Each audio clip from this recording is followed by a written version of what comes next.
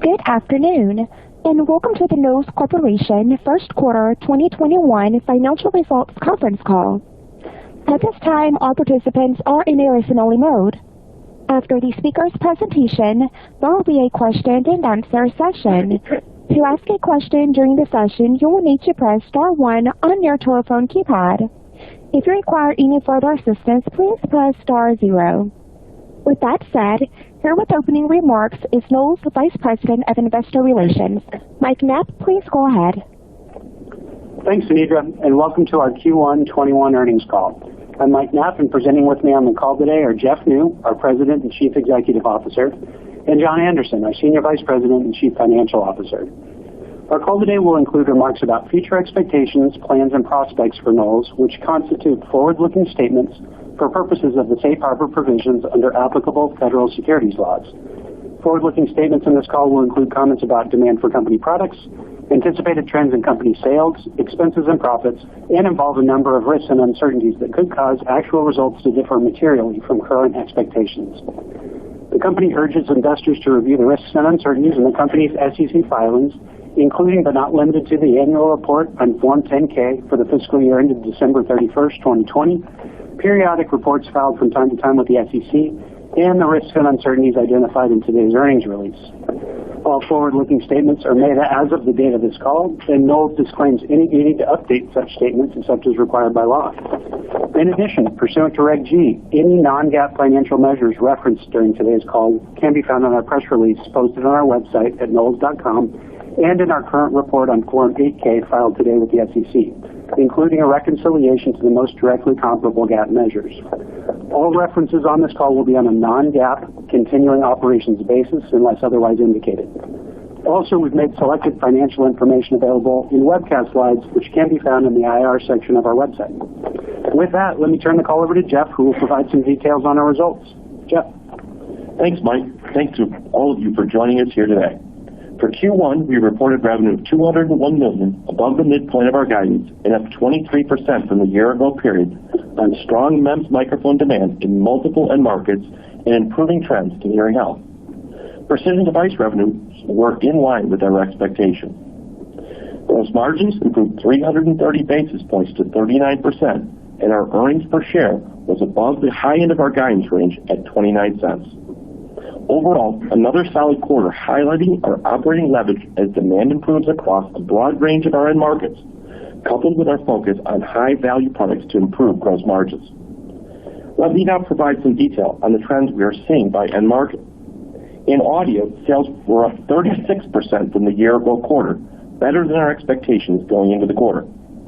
We saw broad-based improvement year-over-year in the MEMS microphone sales across non-mobile and mobile end markets. Sales to non-mobile applications were driven by work from home and remote schooling, as well as the ongoing trend towards applications requiring high-performance audio solutions. We expect these favorable trends to continue throughout 2021 and in the years to come. Since our last call, we made 2 new product announcements which support our focus on non-mobile applications. First, we announced AI Sonic Bluetooth Standard Solution, a new complete development solution that enables fast and easy voice integration into Bluetooth devices. The development kit includes a Knowles DSP coupled with multiple microphones to enable OEMs to build voice-activated calling, control, and far-field speech recognition capabilities into Bluetooth devices. We also announced earlier this month the availability of 2 new MEMS microphones for automotive applications. The new microphones are engineered to a higher standard of quality to support the increasing demands of the automotive market for hands-free calling, advanced voice assistance, and in-cabin noise cancellation. In mobile, stronger sales to Chinese OEMs and North American OEMs drove the majority of the year-over-year increase. Trends in Q1 were better than normal given the timing of product launches last year and improved demand from Chinese OEMs. In Q2, we expect demand in mobile to decrease sequentially due to product cycle timing from last year's launches. While we expect sequential improvement in mobile for Q3, third-party data on handset expectations for the second half of 2021 indicate that year-over-year rate of growth will moderate and be more aligned to what we have seen over the last few years. This validates our focus on faster-growing non-mobile applications, which reduces our reliance on growth from the mobile market. For hearing health, shipments were slightly higher than expectations for the quarter. March data showed improved momentum in the VA hearing aid channel, indicating continued gradual improvement in the hearing aid market as vaccinations roll out and private practice audiologists remain open. While demand from the audiophile portion of this market remains soft versus pre-pandemic levels, we have seen some improvement and are optimistic we will see demand accelerate in the second half of the year. In precision devices, Q1 sales were down about 12%, as expected, as COVID continued to impact our medtech and defense end markets. At the same time, we saw record bookings in PD during the quarter, driven by improved demand in our defense and medtech end markets and sustained strength in demand from electric vehicle and industrial customers. This gives me increased confidence that we can grow precision devices revenue again this year as the medtech and defense end markets recover throughout the rest of 2021. We are off to a great start in 2021, and I believe our leadership positions across the markets we serve and our strategy to deliver high-value, differentiated solutions to a diverse set of growing end markets positions us well for future growth. With that, I'll turn it over to John to expand on our financial results and provide the guidance for the second quarter. John? Thanks, Jeff. We reported first quarter revenues of $201 million, up 23% from the year-ago period, driven by increased shipments in the audio segment. Audio revenues of $163 million were up 36% due to increased shipments of MEMS microphones across multiple end markets and a recovery in the hearing health market to pre-pandemic levels. The precision device segment delivered revenues of $38 million, in line with our expectations and down 12% from Q1 2020 levels as shipments into the medtech and defense markets were negatively impacted by COVID-19. First quarter gross profit margins were 39% at the high end of our guidance range and up 330 basis points versus the same period a year ago. Audio segment gross margins improved 470 basis points, driven by favorable product and customer mix, higher factory capacity utilization, and lower factory spending. In the precision devices segment, gross margins were 150 basis points below the prior year due to unfavorable mix and lower factory capacity utilization. R&D expense in the quarter was $20 million, in line with expectations, and down $2 million from the year-ago period on reduced spending in intelligent audio, partially offset by higher incentive compensation costs and increased spending in MEMS microphones. SG&A expenses were $25 million, in line with our guidance, and down almost $9 million from prior year, driven by a $4 million reduction of legal expenses, reduced spending in intelligent audio, and the impacts of restructuring actions taken in the second quarter of 2020. For the quarter, adjusted EBIT margin was 17%, at the high end of our guidance range and up more than 13 percentage points from the same period a year ago, driven by increased shipment volume, higher gross margins, and operating expense reductions. EPS was 29 cents in Q1, above our guidance range and up 26 cents from the prior year. Further information, including a detailed reconciliation of GAAP to non-GAAP results, is provided in the financial tables of today's press release and can also be found on our website at knowles.com. Now I'll turn to our balance sheet and cash flow. Cash and cash equivalents totaled $182 million at the end of Q1. Cash generated by operations in the quarter was $40 million, well above the high end of our guidance due to higher EBITDA and lower than expected net working capital. Capital spending was $5 million in the quarter. Given our existing cash position and our expectations that we will continue to generate free cash flow in the future, the company intends to settle the principal amount of the convertible notes, which mature in Q4 of this year, in cash.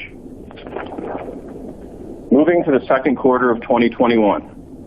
We expect total company revenue to be between $185 and $205 million, up 28% at the midpoint versus the same period a year ago. Revenue from the audio segment is expected to be up approximately 41% from Q2 2020 due to increased shipments into non-mobile and hearing health applications.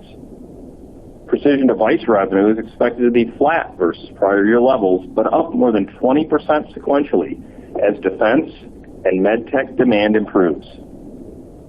We estimate total company gross margins for the second quarter to be 39% to 41%, up 770 basis points from the year-ago period, driven by improved capacity utilization, favorable mix within the MEMS microphone business, and continued recovery in the hearing health market. Our Q2 gross margin guidance reflects favorable mix, and we have increasing confidence that total company gross profit margins will approach 40% for full year 2021. R&D expense is expected to be between $20 and $22 million, up $1 million from prior year levels due to higher incentive compensation and increases in MEMS microphone and precision device spending, partially offset by a reduction in spending related to intelligent audio. We're projecting selling and administrative expense to be between $25 and $27 million, down $1 million from the year-ago period. The reduction is due to a decrease in legal expense and the impact of restructuring actions taken in the second quarter of 2020, partially offset by higher incentive compensation costs and merit increases. We're projecting adjusted EBIT margin for the quarter to be in a range of 14 to 18% and expect EPS to be within a range of 23 to 29 cents per share. This assumes weighted average shares outstanding during the quarter of 96.5 million on a fully diluted basis. We're forecasting an effective tax rate of 13 to 17% for the quarter. For the quarter, we expect cash generated by operations to be between $10 and $20 million and capital spending to be approximately $10 million. Please refer to our press release and to our Form 8-K filed today with the SEC for a GAAP to non-GAAP reconciliation. I'll now turn the call back over to Jeff for closing remarks, and then we'll move to the Q&A portion of the call. Jeff? Thanks, John. Before we move to the Q&A, there are 3 points I'd like to highlight from our Q1 results and our Q2 guide. First, the diversity of our revenue across a range of growing end markets is a significant benefit. In addition to participating in a number of compelling growth opportunities in markets that demand high-value solutions, we have reduced our risk of being exposed to any one specific market and are lowering volatility in our business. Second, our Q1 results demonstrate that we are off to a good start, but there is more improvement to come as we expect a recovery in demand in PD from the medtech and defense end markets. Third, we have increased our focus on gross margin expansion across the company. We have seen this gross margin improvement in Q1 results and the guidance for Q2, and this focus will continue to be a priority for us as we move forward. In closing, our strategy to deliver high-value, differentiated solutions to a diverse set of end markets is paying off, and I am confident we can drive shareholder value by delivering strong earnings growth and cash flow in 2021 and beyond. Operator, we can now take questions. At this time, I would like to remind everyone, in order to ask a question, press star and the number 1 on your telephone keypad.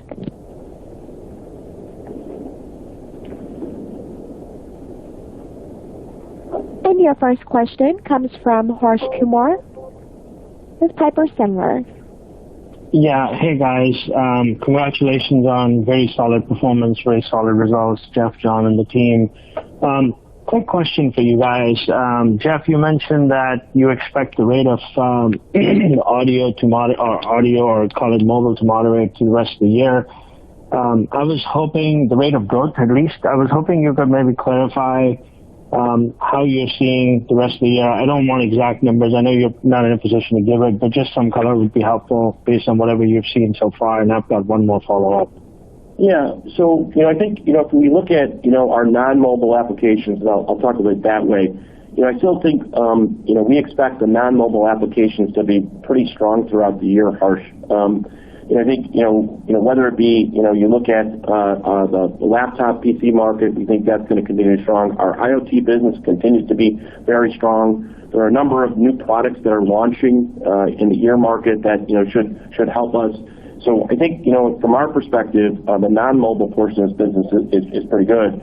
I think, what we're just kind of looking at in terms of mobile is that, that is third-party data. We had a very strong Q1 in mobile, but Q2, based on the timing of product launches from last year, is weaker in mobile in Q2. And I wouldn't say we're pessimistic about mobile in the back half. I just think the rate of growth, obviously will moderate, as the back half of the year for mobile was pretty good. So I mean, that's kind of more I would say. We're a little bit more cautious about mobile, but overall, for the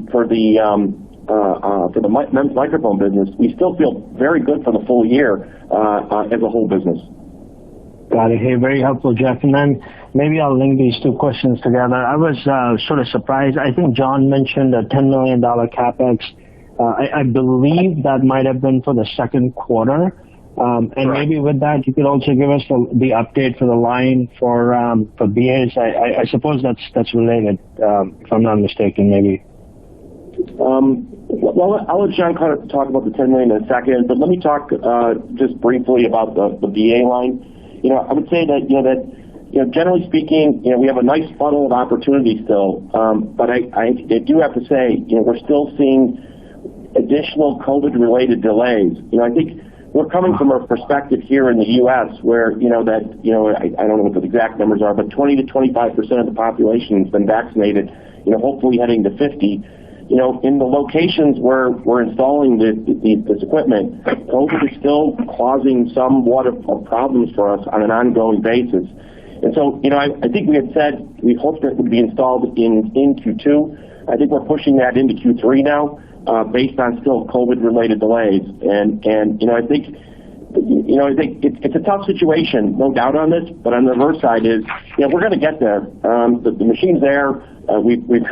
It's powered up. It's actually running some stuff.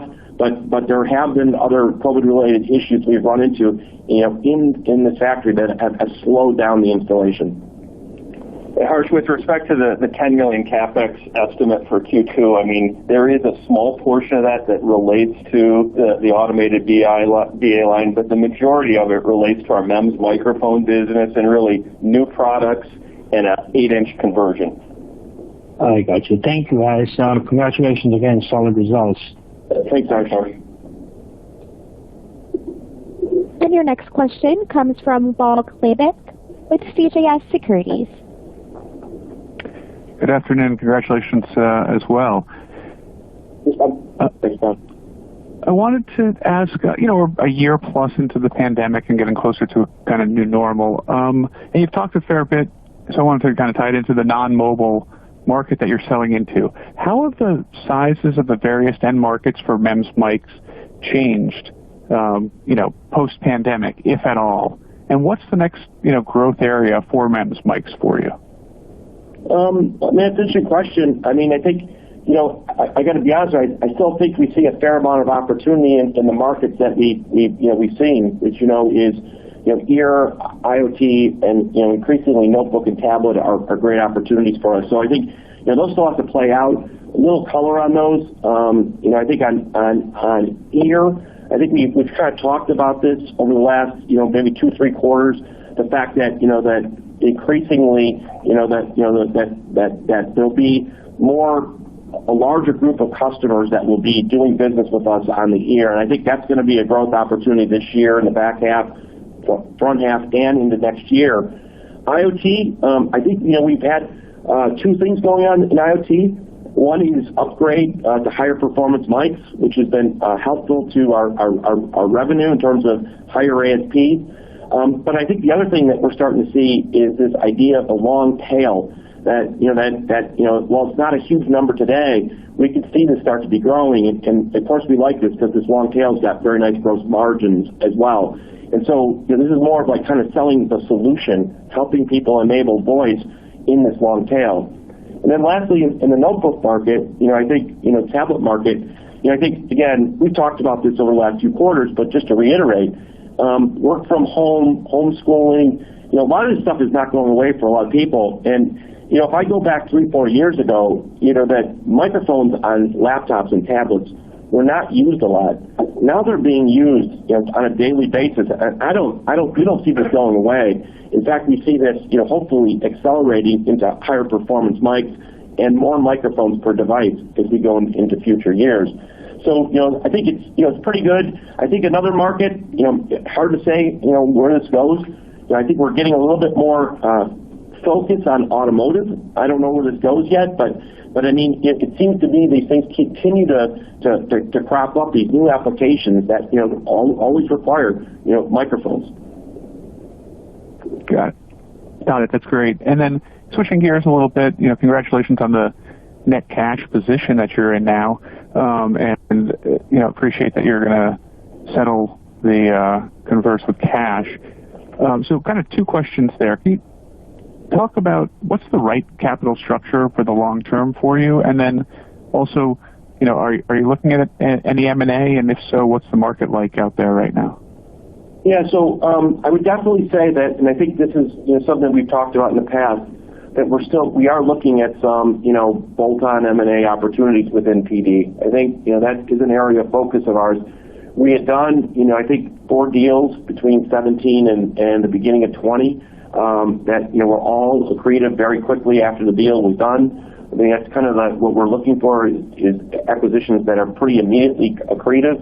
And I think, we have we put this obviously on pause with everything that happened during the pandemic last year, but we're definitely, moving that process forward and looking for things in that space.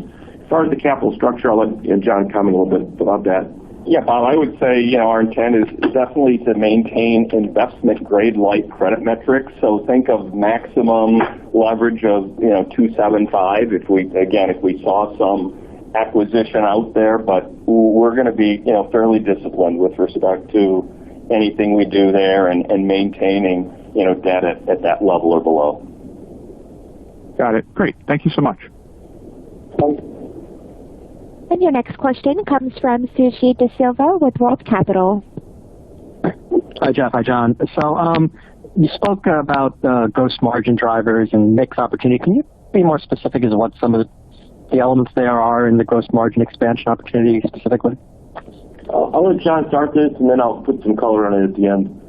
Yeah, sure. Suji, I mean, we're very pleased with the overall trajectory, in our gross margins, which were 39% in Q1. We guided to 40%, the midpoint for Q2. And really the drivers there are, kind of what Jeff talked about is growth and a higher proportion of revenues and business coming from non-mobile applications and MEMS mics. And then we're running at, consistently running at 90% plus in terms of capacity utilization across most of our businesses. We expect that to continue at least through 2021. Those are the big drivers. And then also in the back half, we have some new products coming on that typically carry above average gross margins. Those are the 3 biggest drivers. So it's that mix, new products, and capacity utilization. Yeah, and I would just make one other comment about this is that, if you think about, where we've been, where we've come to, and where we're going, mobile is a very important market to us. We're not going to say it's not an important market, but the reality is that mobile as an end market is not growing, at the rate it was, say, 5-6 years ago in terms of the number of units that are available. Some of these other markets, we've talked about ear, IoT, the tablet market, the defense market, PD, EV, there's still the BA opportunity out there. They're growing much faster. And so to the extent that this becomes a larger portion of our business, that's the mix kind of helps us drive gross margin. Okay. So, on the follow-on to the gross margin question, the AI Sonic Bluetooth solution that you announced, I'm curious if that's sort of a new type of product or something you guys have always been doing, and what's the revenue model impact or end market penetration impact or content impact, something like that is, and are there additional sort of reference design or AI or solutions like this coming similar to AI Sonic in the future? Yeah, so what I would say is this is really targeted, Suji, at the long tail of customers, and we've got a number of these reference designs now in the works. There's 4 or 5 of them where we're trying to do is design like one solution that can go to many end customers as opposed to a custom solution for each customer we deal with. It's a little early to say, what this means yet because it is a long tail, and I think we'll be talking about this more in the quarters to come. But I think what really the takeaway I would sit there and say for everyone is that it's, first for sure, we have this line of DSPs, which we'd like to sell in long tail and give them a solution. But we're also open to working with third-party DSPs to provide solutions as well to drive more microphone sales. And I think, again, we're starting to see this in a number of different locations. And it's a little early to say how big this could be, but there's the IoT market for sure in the long tail. And increasingly, as we've kind of talked about, the ear market for true wireless, there's a long tail there as well. And I'll kind of give you just one other kind of piece of something that we're working on right now, which we'll probably talk more about in the quarters to come, is where we've actually now started to build an entire headset reference design. And it's very interesting that, that we could go to customers and say, here is the full design, microphones, BAs, all the software, usually algorithms with third parties, in order to provide a total solution on true wireless to smaller companies who really don't have the ability to put something like this together. Okay, very helpful. Thanks, guys. Thanks, Suji. Thanks, Suji. And your next question comes from Anthony Skulls with Craig-Hallum. Thanks. Close enough. Jeff, I wanted to follow up on your comments relating to a moderating mobile phone business. Can you comment on where you think content is right now? Is content, number of mics per phone peaked? Is it flat? Is it going to be down, you think, year over year per device? And then also on the ear side of the business, kind of ex-BA as you're waiting to get the automated lines up, what does content look like within the ear just related to mics? Thanks. Yeah. So let me take the ear question first. I just would sit there and say the general trend right now is to move towards more microphones. I would sit there and say that there's a number of different applications that are driving that, but we're starting to see a larger and larger portion of what people are doing, thinking about 3 microphones per ear versus a couple of years ago it was 1 to 2 per ear. So I think the content story on ears is pretty strong over the next year or two, coupled with, again, obviously the ear has been dominated by a small group of customers. We're starting to see that diversify more into more customers. And I kind of attune to some of the other markets that have been developed or pioneered by certain customers, and then it usually kind of fans out into new customers. So the ear opportunity, I still think for the next couple of years still looks pretty good for us. I think it looks pretty positive, both from content and still from growth in the market. As far as the mobile side, I would sit there and say the number of mics per has probably, I would say, moderated in terms of increases. We are seeing some increase, obviously with NICs as more 5G phones are being sold. I think the next big leg up still that's out there is the move from analog to digital in terms of the mobile market. I would say it's a relatively small percentage of the market has moved towards digital microphones. But I think over time, if you look at the other markets, whether it be the tablet market, the IoT market, the ear market, all these markets are eventually moving towards digital microphones, and I think mobile will come along with that as well. Then as a follow-up, your comments about record bookings from PD in the quarter, I presume that's through the remainder of this year, and is there any way of gauging whether or not you think some of this is tied up to component shortages, double ordering, or do you think you have visibility on designs? I think we got pretty good visibility in designs, and so here's what I would say is that it's pretty broad-based, and I would say that the areas that have really improved the most significantly since last year in terms of bookings and into this year are med, which is a lot of implantable devices. So MRI and implantables. There's also some new applications in implantables that we're being designed into. So I don't really see that as some type of double ordering. Then there's the defense market, which, they had a lot of supply chain issues through the back half of this year into the first quarter. I do not see that as double ordering either. These are mostly our custom products that are very specific for them. They're not like off-the-shelf products. And so I don't see that there. The area that we would tend to see if we were to see double ordering would be, typically in the distribution business, would probably be something that would be more double ordering in PD. And that, as I see that business, that portion of the business, it is up. But over the first half, but not a lot. It's not where the growth is coming from in the distributor business. So we're not really seeing that we don't think there's a lot of double ordering. And one thing about PD is that they have pretty long lead times based on some of the products. And so, we have pretty high degree of confidence on the revenue numbers, at least within the quarter, where we're usually very fully booked as to what we're going to ship within the quarter going into it.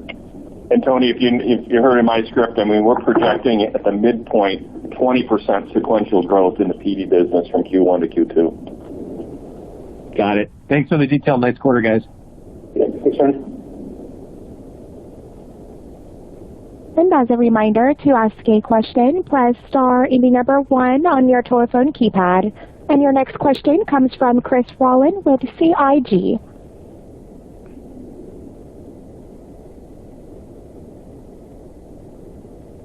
Chris? Sorry about that. The dreaded mute button. If you guys could actually talk about the supply situation for you guys right now, are there any constraints there? Have you guys seen your lead times go up? And then just maybe talk about that ratio of bookings, what's sort of coming in right now to billings and what you can fulfill. Yeah, so look, let's first, I don't think we have any constraints that I'm aware of today that it would impact PD or our hearing health business. I think we're pretty okay there. I would say in the MEMS microphone business, as I said last quarter, the lead times for wafers have gone out. And that was, if you think about what's in a MEMS microphone, there's the MEMS die, and then there's the ASIC that goes along with it. The MEMS die, we don't have any constraints on at all. I think we talked about this, but that we have a very solid relationship with our supplier there. We have dedicated capacity to some of the stuff that's going on there. We have had, I'd say longer lead times on the ASIC that goes in. This has not so far been any type of issue that has held us back from shipping. Now, what I will say is we have had some price increases on wafers passed on to us in order to meet the demand. But so far we've been able to pass those price increases on into the marketplace. And so, I think right now, I think for what our expectations are for the quarter and in the back half of the year for us, I think we're pretty well aligned. If there was another big rise in demand in MEMS mics, I think we'd have to obviously look at this again. But right now, I think we're in reasonably good shape relative to supply matching up with demand. Thanks, Jeff. And just as a follow-up, you mentioned pricing and pushing along some price increases there. Previously, you've talked about kind of high single-digit on the microphone side going to mid. Is there any chance that we could get to low single-digit ASP declines or even flat for the audio side of your business, just considering how tight things are kind of across the industry? Does that give you some extra pricing power? Thanks. Yeah, and so, it's an interesting question, and I think it's worth mentioning, I think, if you go back, let's just forget about 2020. 2020 was kind of this pandemic year with a lot of crazy stuff going on. But in 2019, we had talked about slightly less than 4% price erosion on mature products. I think, we're seeing now for 2020, it's going to be less, 2021, sorry, it's going to be less than 4% for sure. And so, I think you're absolutely right. I would also say that, one other piece, that, obviously it'll be dependent on the back half of the year, but that ASPs overall, this is not including mature products, I believe are going to be roughly flat with last year. So I think this is, all leading to the point that, that you're right. We're kind of in a market here where, demand is high, and I think I talked about this in the last call. The intent is not to add capacity at this point in the MEMS microphone business. So, we're highly focused on, I would say, the high value portions of the market and the new products that are coming out that are associated with it. And so, we feel pretty good about, where ASPs are relative to, where they were, say, 16, 17. 19 was a pretty good year for us, and we think there's the opportunity to even best that in 2021. Thanks, Jeff. Jeff. Okay, and there are no further questions. I'll now turn the conference back over to you for closing remarks. Great. Well, thanks very much for joining us today. As always, we appreciate your interest in Knowles, and we look forward to speaking with you on our next earnings call. Thanks and goodbye. This concludes today's conference call. You may now disconnect.